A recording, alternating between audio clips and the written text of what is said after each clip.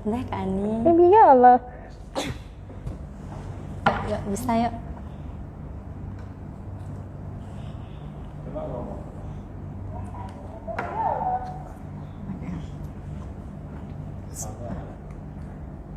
Oke ya.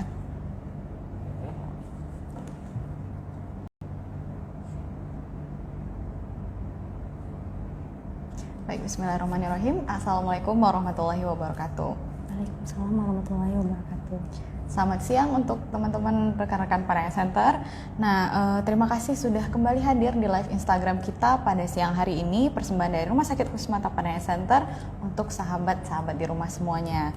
Nah, kali ini ketemu lagi nih bersama saya Khairani Suryawatami. Semoga tidak bosan ya untuk ketemu terus.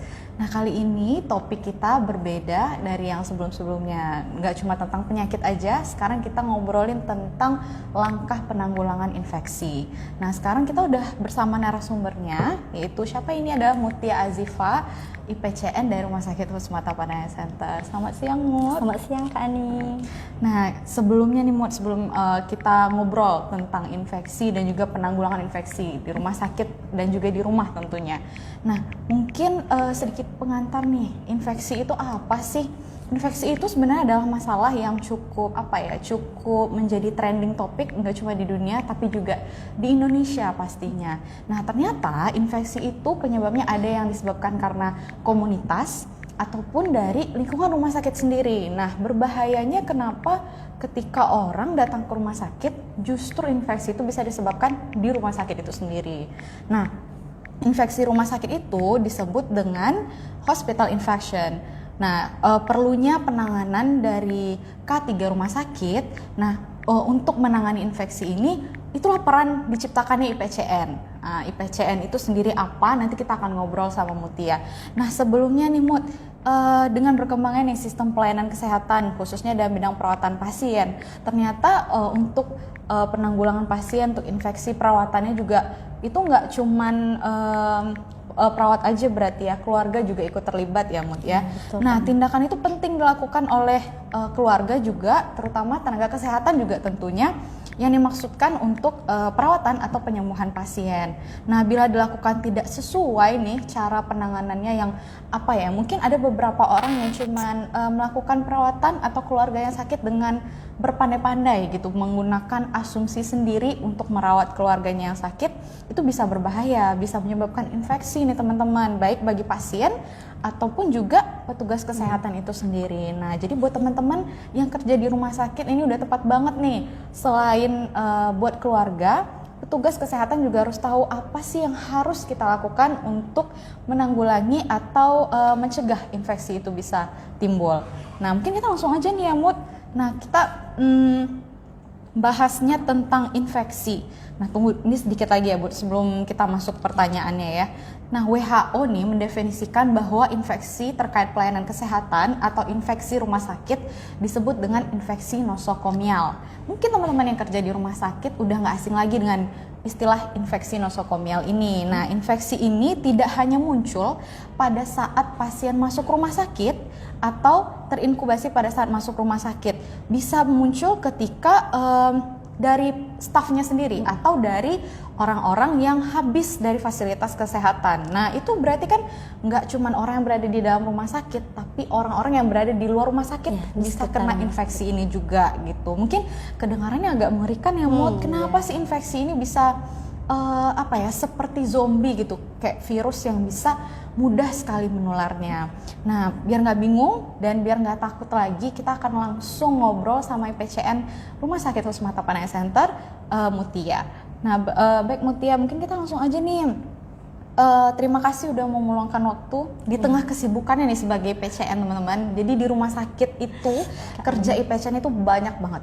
Dari seluruh lantai nih, kalau Panaya Center ada 4 lantai ya. Jadi 1, 2, 3, 4 semuanya Mutia yang handle. Kecil-kecil dia cabai rawit juga gitu. Jadi dia bisa menghandle semua masalah infeksi di rumah sakit. Nah, kita ngobrolin infeksi, mungkin orang-orang awam dengar infeksi itu apa sih Mut? Terima kasih ya Kak Dani. Infeksi itu merupakan suatu keadaan yang disebabkan oleh mikroorganisme patogen yang dapat atau tanpa disertai gejala klinik. Contohnya mikroorganisme ini seperti bakteri, virus, jamur, dan parasit. Ya, betul kata Kak Rani tadi, infeksi ini bukan disebabkan bukan untuk pasien saja. Bisa ke seluruh karyawan rumah sakit, bisa ke pengunjung atau keluarga pasien, dan bisa ke masyarakat sekitar rumah sakit. Jadi infeksi ini penyebarannya sangat luas gitu Kak Ani. Oh gitu, berarti nggak cuma di dalam rumah sakit aja. Oke. Terus apalagi tuh Mut yang harus teman-teman ketahui tentang infeksi Mut? Misalkan kita infeksi nih, terus cara penanggulangannya berarti ya Kak Ani? Misalnya berarti infeksi kan kesannya tuh kayak mengerikan sekali ya Mut. Sebenarnya kenapa sih bisa dibilang dibilang menakutkan juga nggak sih? Penularan itu seperti apa sih? Yang ada di rumah sakit? Penularannya ini teman-teman bisa terjadi biasanya ada komponen rantai penularan. Jadi rantai penularan rumah sakit infeksi. Ya, rantai penularan infeksi ini pertama ada agent infeksi yaitu mikroorganisme penyebab infeksi. Pada manusia infeksi ini biasanya seperti bakteri tadi, virus, parasit, dan jamur. Kemudian ada agent, setelah agent itu ada reservoir. Reservoir ini tempat di mana virus-virus tadi berkembang biak dan hidup yang bisa menularkan ke orang lain. Kemudian ada portal of exit, yaitu pintu keluar. Itu disebut juga dengan jalan dari mana agen infeksi meninggalkan reservoir ini. Biasanya melalui saluran pernafasan, saluran pencernaan, kulit, dan mukosa. Kemudian ada portal of entry, yaitu pintu masuknya nih Kak Rani, tempat di mana agen infeksi ini memasuki pejamu melalui saluran pernafasan tadi, saluran pencernaan, dan kulit serta mukosa. Kemudian dari portal of entry dia berputar ke host. Host ini pejamu Kak Rani. Pejamu apa tuh Mut? Pejamu ini seperti orang yang mempunyai kekebalan tubuhnya kurang gitu Kak Ani, jadi yang imunnya lemah gitu. Faktornya mempengaruhi host ini bisa dari umur, status gizi, juga bisa disebabkan sama host infeksi. Oh berarti Mut itu imun yang rendah atau orang yang punya imun yang lemah berarti sangat terpengaruh sekali ya untuk bisa terkena infeksi ya Mut. Nah berarti tuh teman-teman berarti harus benar-benar menjaga sekali imunnya gitu, daya tahan tubuhnya untuk selalu tetap fit dan ceria seperti kita ya kan Mak? Ceria.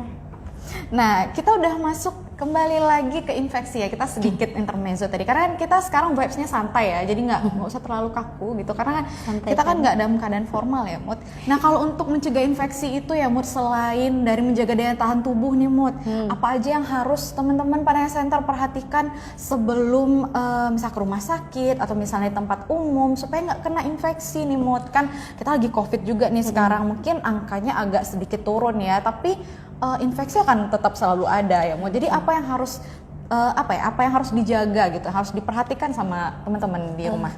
Strategi pencegahan infeksi ini yang tadi bisa meningkatkan daya tahan tubuh. Kemudian kita harus memutuskan rantai infeksi ini Kak Rani. Oke, seperti apa itu? Kan rantai infeksi ini harus diputuskan dengan cara ada kebersihan tangan. Nah, kebersihan tangan ini sangat penting teman-teman untuk seluruh bukan di rumah sakit aja ya, bukan perawat, bukan petugas di rumah sakit aja, tapi seluruh manusia yang ada di dunia ini. Manusia nggak tuh? Seluruh manusia. Jika Anda merasa manusia, jaga kebersihan tangan. Nah, kebersihan tangan ini kan kayak sekarang kan masih pandemi ya Kak Rani ya. Kita masih dalam masa COVID ya. Iya. Walaupun sudah berkurang nih angkanya. Bisa sedekat ini. Jadi misalkan kayak di mall, di rumah sakit, misalkan kalau kita lagi di mall tuh ada eskalatornya tuh Kak Rani, otomatis megang itunya kan, pemegang eskalatornya kan. Jadi itu tuh gimana sih caranya agar kita selalu menjaga kebersihan tangan. Kita bisa teman-teman bisa membawa seperti hand wrap, apa itu? Hand wrap kayak cairan antiseptik gitu. Ya, bawa setiap jalan ke mall atau dimanapun. Kalau di rumah sakit kan udah disediain tuh hand wrapnya biasanya di tiap sudut tuh ada tuh di rumah sakit. Kemudian seperti di luar, misalkan kalau di luar rumah sakit kan ada tuh sebelum masuk kita harus mencuci tangan. Iya, oke. Jadi kebersihan tangan itu sangat penting teman-teman untuk mencegah terjadinya infeksi. Nah kemudian dengan cara kita menggunakan alat pelindung diri. Kalau di rumah sakit itu biasanya alat pelindung dirinya kan masker, tapi masker udah seluruh kita udah biasa pakai masker ya. Biasanya pakai masker ya. Nah kemudian ada itu baju gaun kalau di rumah sakit. Gaun yang seperti apa mungkin bisa dijelaskan? Kalau gaun kan mungkin orang teman-teman di rumah berpikir gaun yang seperti apa? Ya, bukan ya. Gaun yang seperti apa, Mut? Yang biasa dipakai di mana di rumah sakit? Ya kayak baju stenen itu kan dari hazmat, hazmat kayak gitu. Kemudian ada sarung tangan. Nah, sarung tangan ini karena nih bukan sembarangan untuk penggunaannya bukan untuk sembarangan. Oh iya, berarti misalkan, pernah nih ada yang pakai misalnya kayak ibu-ibu di mall terus tiba-tiba pakai sarung tangan. Pas Covid dulu awal-awal sarung tangan kan penjualannya habis ya, Mut. Oh ternyata nggak boleh sembarangan. Kenapa, Mut? Pas dipakai nggak boleh emang yang dipakai sama orang awam atau gimana? Boleh, cuman kan bagusnya itu tuh kita tinggal kebersihan tangan aja sih Kak Rani.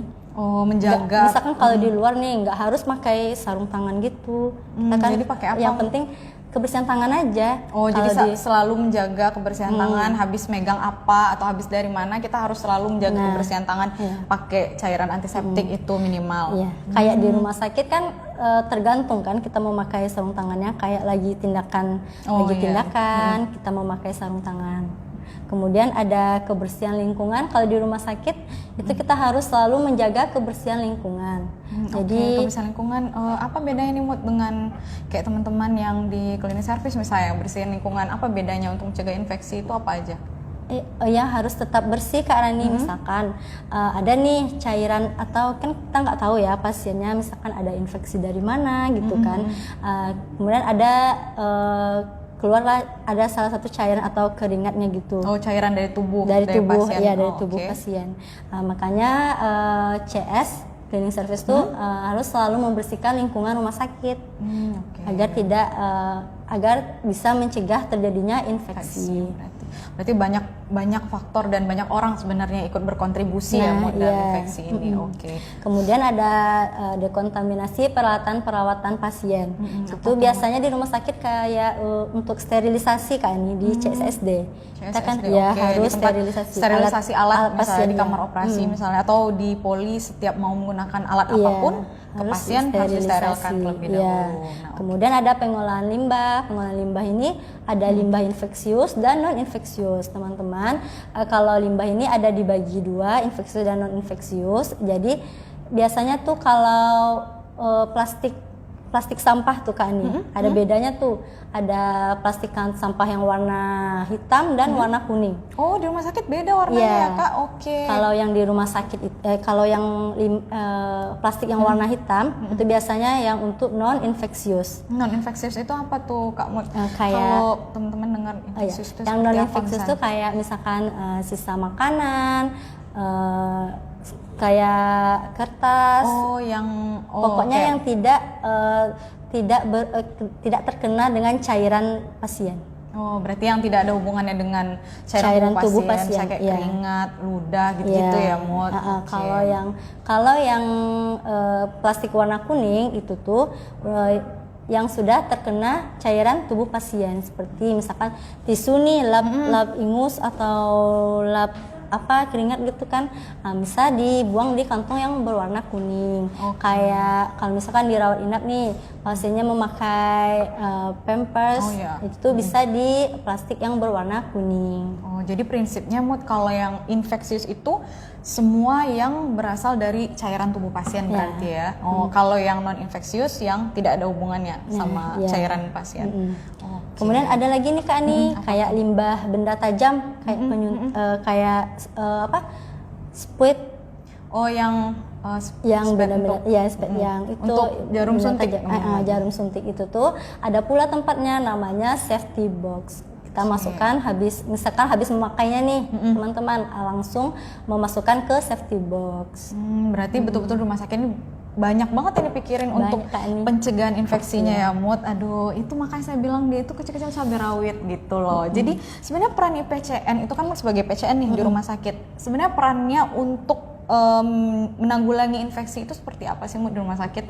Kalau misalnya apa yang harus Mut tiap perhatikan kalau di rumah sakit? Kenapa IPCN itu penting banget di rumah sakit Mut? Peran IPCN ini sebenarnya gimana ya Kak ini? Kompleks atau Kompleks, gimana? ya gitu. Mau nangis dia tuh, mau nangis dia ngomong. Kayak Kenapa? Sekompleks apa? Apa ya? Kayak kalau peran IPCN itu di rumah sakit, salah satunya ada memonitoring dan mengevaluasi apa yang ada di rumah sakit. Program PPI namanya Kak ini. Program PPI? Pencegahan Pengendalian Infeksi. Yang tadi itu Kak ini, yang tentang kebersihan tangan, penggunaan APD, alat pelindung diri, kayak gitu. Kan banyak lagi tuh karena ini contohnya tadi tuh yang cara memutuskan rantai infeksi tadi. Nah, jadi tuh dia tugas PCN memonitoring tuh di setiap unitnya apakah kebersihan tangannya sudah bagus nih atau sudah tepat atau belum. Kalau misalkan di poliklinik tuh kan kita lihat tuh misalkan perawatnya setelah kontak dengan pasien nih, apakah ada cuci tangan ya, apakah ada cuci tangan, apakah penggunaan alat pelindung dirinya ada tepat gitu kan. Jadi itu harus memonitoring, kemudian lakukan evaluasi. Kalau siang seperti apa Mut biasanya Mut marah-marah gitu misalnya sama teman-teman di rumah sakit aku misalnya? Aku marah gak kan? Jangan dipercaya. Jangan dipercaya. Boleh ditanya. Nah, ya, boleh ditanya. Nah, jadi kalau di rumah sakit itu berarti dari seluruh lantai Mut memeriksa apa aja yang harus. Kalau misalnya nih Mut di rumah sakit tiba-tiba misalnya itu infeksi kan sesuatu yang sebenarnya nggak bisa kita kendalikan ya Mut. Itu bisa aja terjadi kapan aja misalnya. Kalau misalnya di kamar operasi kita temukan ada pasien yang tiba-tiba habis operasi atau misalnya habis tindakan dia ada infeksi ternyata. Terus sebagai IPCN Mut harus gimana gitu Mut? Apa yang biasanya dikerjakan atau gimana? Biasanya sih tugas Mutia Kak Ani kayak evaluasi lagi apakah misalkan bagaimana dikaji lagi nih Kak Ani dari mana datang infeksinya. Kalau misalkan biasanya di kamar operasi. Kalau di kamar operasi itu misalkan alat-alatnya apakah udah steril atau tidak, itu kan kemudian kaji pasiennya nih bagaimana perawatannya di rumah, apakah udah benar atau tidak. Kemudian bisa kemudian bisa juga kayak kita kemudian menanyakan kepada asistennya yang lagi melakukan operasi itu Kak Ani, misalkan melakukan tindakan apakah dia sudah kebersihan tangannya sudah betul atau misalkan ada nih dia habis dari megang sampah ini rupanya lupa nih cuci tangan. Nah, itu tuh bisa disebabkan infeksi daerah operasi Kak ini nanti bisa kena infeksi juga pasiennya kayak gitu. Banyak faktor berarti yang menyebabkan infeksi itu teman-teman ya ternyata dari kebersihan tangan atau mungkin dari keluarga juga dari keluarga ternyata juga. Jadi jangan sampai kita sebagai keluarga atau mungkin ada keluarga yang habis operasi jadi pemicu ternyata antara infeksi dengan keluarga kita. Namun kalau seandainya nih berarti nggak cuman orang di rumah sakit aja atau staf yang ada di rumah sakit harus hati-hati terhadap infeksi. Bagaimana sih cara perawatan keluarga yang misalnya ada anggota keluarganya yang habis operasi di rumah, apa yang harus mereka perhatikan? Ya harus mereka betul-betul jaga dari keluarga yang habis dioperasi. Perawatan setelah operasinya. Setelah operasinya. Ya, kalau perawatan teman-teman, kalau perawatan setelah operasi itu keluarganya kan biasanya netesin obat nih Kak nih, netesin obat itu diusahakan sebelum menetes obat tuh harus mencuci tangan. Mencuci tangannya itu seperti apa sih? Kan ada yang mencuci tangan tuh cuman pakai air mengalir aja atau gimana, ada nggak Mut yang harus diperhatikan cuci tangan itu seperti apa Mut yang betul-betul benar dan tepat menurut IPCN itu gimana? Kalau menurut PPI-nya ya Kak Ani ya, kalau cuci tangan itu kan ada 6 langkah tuh. Aduh ternyata 6 langkah 6 langkah teman-teman, 6 langkah mencuci tangan yang benar. Tapi kalau misalkan di rumah, cukup membasuh seluruh tangan aja. Kalau kan orang awam nih Kak nih, misal gimana sih cara 6 langkah cuci tangan? Itu nggak mungkin kan dia di kita Google udah dulu. keburu subuh kali ya, 6 langkah cuci Google tangan dulu. itu terlalu lama gitu. Jadi kalau teman-teman di rumah cukup dengan cuci tangan Cuci biasa, tangan, ya, dengan air pakai mengalir sabun. dengan pakai sabun. Oke, pakai Kemudian, sabun ya teman-teman. Terus baru ditetes mata pasiennya. dengan obat yang dikasih dari kamar operasi. Kemudian usahakan untuk tidak terkena air dulu Kak Ani. Kan biasanya nih dokter-dokter bilang nggak boleh kena air dulu Kenapa dalam tuh, Mut? seminggu. Kenapa nggak boleh? Berarti kita wudhunya nggak boleh wudhu ya, Mut? Kenapa nggak boleh kena air, Mut? Sebenarnya kalau berwudhunya boleh Kak Ani, cuman kan perbannya ditutup satu mata nih.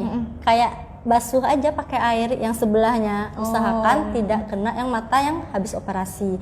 Soalnya kan kalau air di rumah tuh kan kita nggak tahu kalau itu udah steril atau enggaknya. Kan masih ada bakterinya Kak Ani. Nah, itu tuh bisa masuknya bakteri ke infeksi. Kemudian usahakan untuk mengganti perbannya 2 kali sehari. Oke, 2 kali sehari. Kapan tuh, Mut? Pagi dan sore. Pagi dan sore, teman-teman. Jadi benar-benar harus diperhatikan. Ada lagi, Mut, yang harus diperhatikan teman-teman di rumah? Itu aja sih Kak Ani. Yang penting cuci tangan, kebersihan tangan.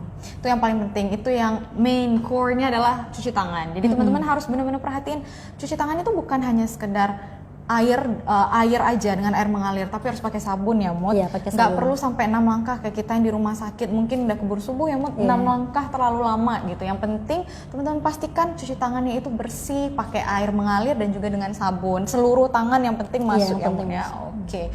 Nah, Mut, nih sebenarnya nih kan kita sekarang lagi ada masa demam, batuk juga sering banget. Mut, kalau pernah waktu itu Kak baca di rumah sakit itu ada namanya cara batuk yang benar itu, Mut. Cara batuk. Oke, etika batuk. Ternyata batuk itu harus ada etikanya, teman-teman. Jadi nggak bisa sembarangan batuk aja gitu.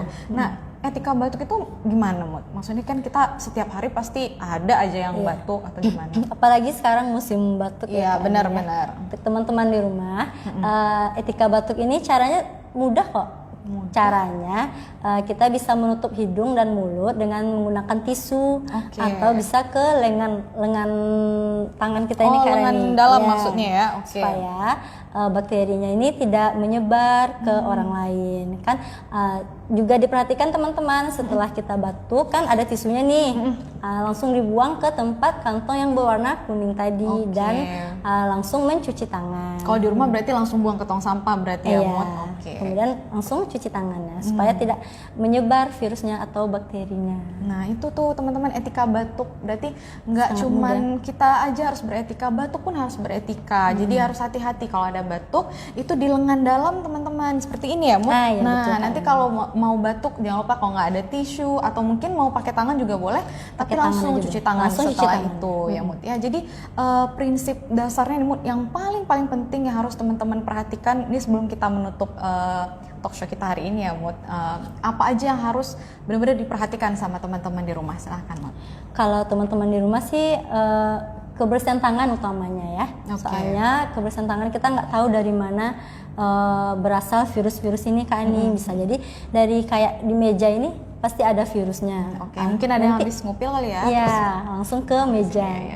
Nah, kemudian kalau misalkan kita habis megang sesuatu gitu kan nih, kemudian kucek-kucek hidung tuh, masuklah virusnya ke saluran pernafasan. Itu bisa menyebabkan infeksi. Infeksi ini kan bisa terjadi karena demam, karena batuk dan flu dan lain-lainnya. Sebenarnya berarti dengan menggunakan masker kita udah diuntungkan ya, Mut. Bukan hanya karena udah biasa nih, udah hampir 2 tahun kita menggunakan masker, terasa seperti udah bagian dari outfit kita loh, teman-teman. Jadi sebenarnya kita diuntungkan juga gitu. Kalau pakai masker selain melindungi diri kita dari COVID atau corona dan juga bisa memproteksi diri dan juga orang lain supaya nggak menularkan penyakit atau infeksi juga. Nah, Mut, mungkin ada lagi, Mut, yang ingin disampaikan terkait infeksi atau apa aja yang harus diperhatikan oleh teman-teman yang lain? Apa lagi ya Kak Ani ya? Kalau untuk itu dirasa cukup ya, Mut. Apa aja yang harus yang paling penting itu cuci tangan dan juga informasi terkait bagaimana cara batuk yang benar etika batuk. Nah, mungkin teman-teman kalau seandainya ada yang ingin ditanyakan boleh nih langsung bikin di comment section kita, nanti akan langsung dijawab atau nanti akan kita bahas setelah ini. Nah, mungkin sebelum saya akhiri untuk talk show kita pada hari ini.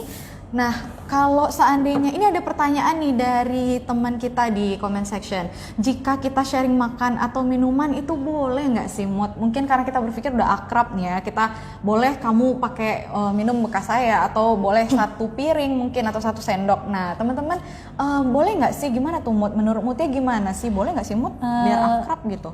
Sebenarnya itu nggak boleh ya, Kak Ani. Nggak boleh, ya Allah, itu merusak persahabatan kita juga sebenarnya gitu. Bukan gitu. Nah, kenapa? Kan kita nggak tahu nih teman kita apakah dia ada terkena infeksi nih, kayak lagi batuk atau demam. Emangnya Kak Rani mau tuh sisa Mutia misalkan Mutia lagi batuk nih? Nggak mau lah. Itu nanti teman-temannya bisa menularkan infeksi. Jadi untuk kebaikan kita bersama ya. Sebaiknya tidak boleh. Jadi sebenarnya kalau bisa ya nggak usah terlalu sharing makanan minuman. Mungkin boleh kalau dengan satu-satu. Kalau minuman, kalau minum juga nggak boleh kali ya. Dengan pipet yang berbeda pun juga nggak bisa ya. Kalau pipet berbeda sih nggak masalah. Mau sih, emang Kak ini mau? Enggak. Ani nggak mau. Kalau yang penting prinsipnya ya, kalau teman kita sakit, sesayang apapun dia juga nggak mau kena itu. Jangan. Sebodoh apa gitu loh mau tertular sama penyakit. Namun kalau makan dulu kan nih, kalau makanan nih, kalau makanan nih kan sendoknya nih. Oh iya. Boleh tuh. Kalau berbeda. Ya beda sendok boleh, tapi kalau satu untuk menjaga sih untuk sebenarnya. menjaga sih nggak boleh. Nah, nih daripada kita di area yang abu-abu, mending kita langsung aja nggak boleh sebenarnya sharing makanan minuman gitu. Tapi kalau misalnya gini, Mut, di rumah kan kita satu keluarga nih, Mut, sharing saling pakai gunting kuku boleh nggak sih, Mut? Kan gunting kuku itu kan bagian jaringan juga kan, boleh nggak sih, Mut, kita saling sharing? Kalau gunting kuku boleh Kak Ani, tapi usahakan setelah kita memakainya kan ke teman, misalkan ke adik makai nih, cuci aja dulu, kan nggak apa-apa kalau dicuci. Berarti harus memastikan juga nih, apalagi kalau mungkin ada yang luka kan kita nggak tahu, ada darah kan sampai berdarah gitu. Berarti harus tetap berhati-hati dan sebaiknya memang kita nggak sharing makanan minuman seakrab apapun sih, walaupun kamu sesayang apapun, nggak mau kan saling menularkan. Itu sebesti itu saya juga nggak sebodoh itu, guys, gitu. Baik, teman-teman, itu pertanyaan dari teman-teman Panaya Center semua yang sudah saya rangkum juga beberapa pertanyaan. Jadi mudah-mudahan semua pertanyaan yang disampaikan di talk show hari ini cukup menjawab. Nah, terima kasih atas sharing ilmu dan pengalamannya Mutia sebagai PCN. Jadi teman-teman, kalau besok ketemu di rumah sakit ini yang suka lalu lalang, ini Mutia IPCN Rumah Sakit Husmata Panaya Center yang di setiap lantai itu akan memeriksa apakah keadaan dan mengendalikan infeksi di rumah sakit itu tetap terkontrol gitu, apakah masih terjaga sterilitasnya gitu. Nah, sedikit informasi nih dari kami, seperti biasa untuk pendaftaran di hari H kunjungan dapat melalui nomor WhatsApp di 0811 6619 987, dan pada H-1 kunjungan dapat melalui booking antrian di website kami, yaitu ketik antrian.panayacenter.com, dan nomor layanan PIC rumah sakit pada nomor 0811 6681 200. Sebelum kami menyudahi acara, kami mengucapkan terima kasih kepada Allah Subhanahu wa taala, Rumah Sakit Husmata Panaya Center, pemateri, kepada Mutia, kemudian tim penyelenggara dan followers, serta masyarakat yang senantiasa mengikuti pembahasan melalui live Instagram ini. Selamat sore, selamat mata sehat, sampai bertemu di lain kesempatan. Assalamualaikum warahmatullahi wabarakatuh. Dadah. Dadah.